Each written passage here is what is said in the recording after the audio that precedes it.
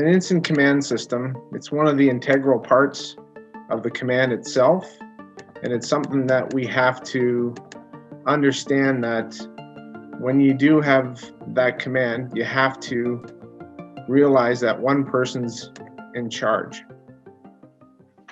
So the incident command itself, it first came out in 1976. It was implemented as a proposal. Then it transmitted from a wildland to all risk, all hazard systems.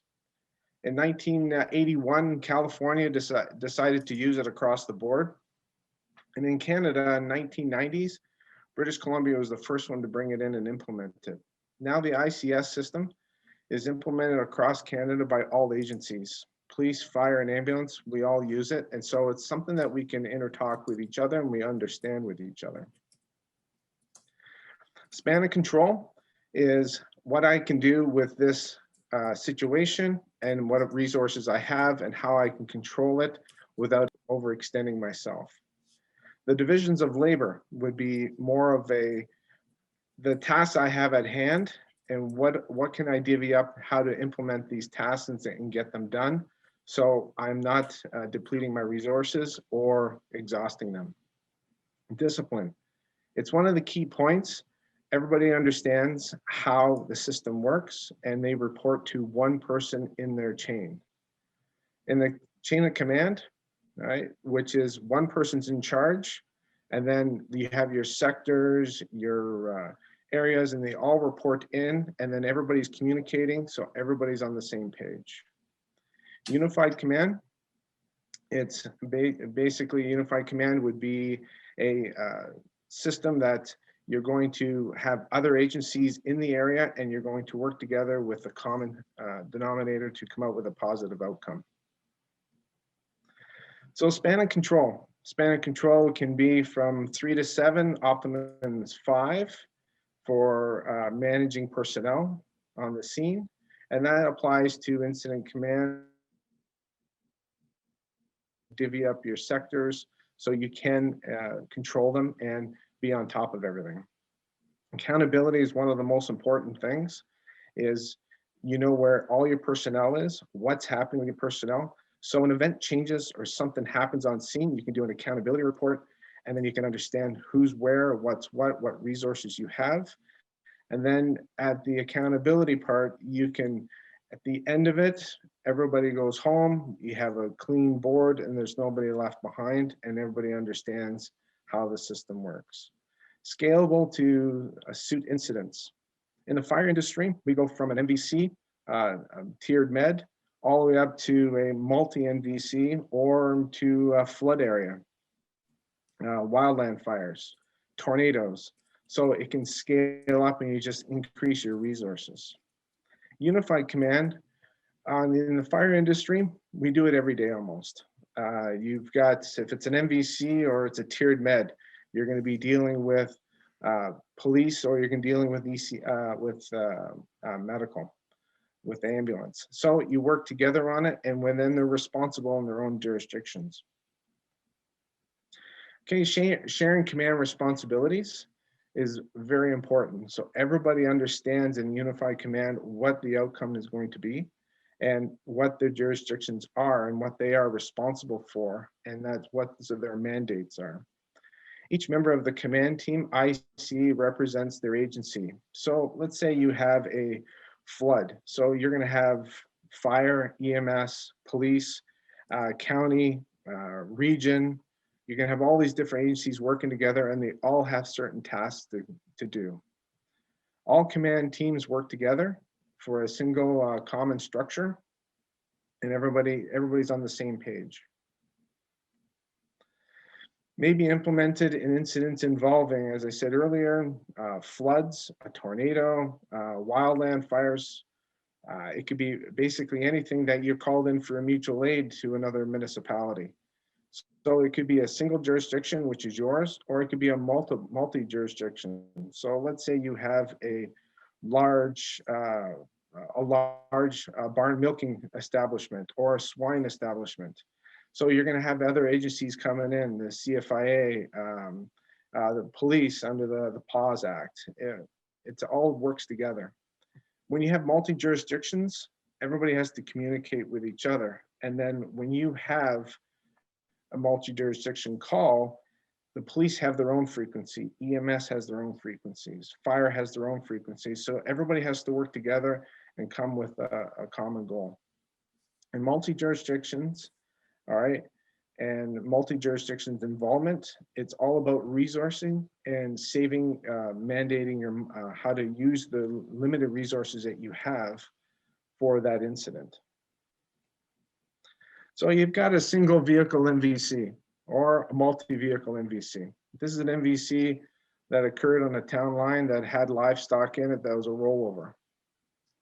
So for a single MVC, all right, standard police, life safety, road safety, assist EMS, fire department, interagency for integrity of a crime scene, excuse me, keeping civil order, upholding the laws of the land, and contacting tow. For fire, our aspect would be life safety, number one, extinguishment, hazmat, scene safety, assistant OPP, EMS, crime scene integrity, public assist. And then you got EMS, which is life safety, medical, transportation of injured patients. All the jurisdictions work together with a common goal. So now you respond to a LAR incident. So you're going to respond to this. So you're looking at it, you're going to have EMS. You're going to have all these different things added into your initial response for your MVC. So police show up now, they've upholding the land of the law. Now you're going to have possible assist the veterinarians under the PAW Act, or the CFIA may ask for assistance. And then you're going to be contacting tow. Under fire, we can end up going to a public assist. So you're going to help with the animals, the rollover, containment, all that can change very quickly. EMS hasn't changed too much. Now you're going to add one other person to your chain of command. It's going to be veterinarians. Concerned with the welfare of the animal, all right, health and welfare. They may arrive on scene with no PPE, or they may not have any knowledge of the IMS system. So the technique is to bring them into your IMS system and help them work through it, because it's a team effort. And they may not know they may know a lot of rescue techniques, or they may not know any. So you have to understand where they're at, because you do not want to put your own personnel at risk. So identify IC, which is unified command. So now you're going to incident command with the police, ambulance, and with the tow truck, and with a veterinarian on scene. So they all have to work together. So you're going to have a safety officer, an ISO. So, but the ISO has to be familiar with animal rescue, so they understand some of the safeties that are required. Attend to human injuries first. All right, tasks required to extricate the animals. Number one is, what do I have to do? What are my resources are going to be? How much personnel am I going to need to do this extrication? You're going to develop a strategy plan. All right, and before you implement your strategy plan, you're going to have to evaluate, ensure that you've got it, you implement it, and then reevaluate as you go through. Constantly reevaluate. You have a command location, very important. All right, each team member is going to be briefed on the task that's at hand and the overall picture of the hot zone, the warm zone, the cold zone. You're going to eliminate any risk of injury and keep workers in a safe area. Staging area is one of the most important things, especially for MVCs. For animal rescues, you need to have all your equipment off to the side, because it'll become a trip hazard, or your scene area could be expanding rapidly, so it's a lot bigger than what you initially started. You're going to maintain communications at all time with all the handlers, the veterinarians, and the surrounding areas. Ensure that animal control as containment is in place, because once the animal is free, they can turn into a fight or flight mode, which will end up seeing that's the easiest way out to my right, and there could be 5 people standing there, and the animal will go right through your tail to that pasture to get out. So it's very important that containment is set up and the flight mode can be anticipated. So you establish a scene safety, establish incident command and operate under the incident command system. Okay, you implement your incident action plan. Any required resources, human resources, veterinarian on scene, or any other individual specified with livestock. If you've got a farm down the street that handles horses, you could have large horses, Clydesdale, somebody that can handle livestock of that size. You get a hold of them and use their resources. It'll be great if you had a response list so you can have all your farmers in your area. Establish containment facilities. It could be penning, it could be vehicles put in certain positions to set up for your containment. Here's a typical incident command flowchart. You got your IC, Public Information Officer, very important.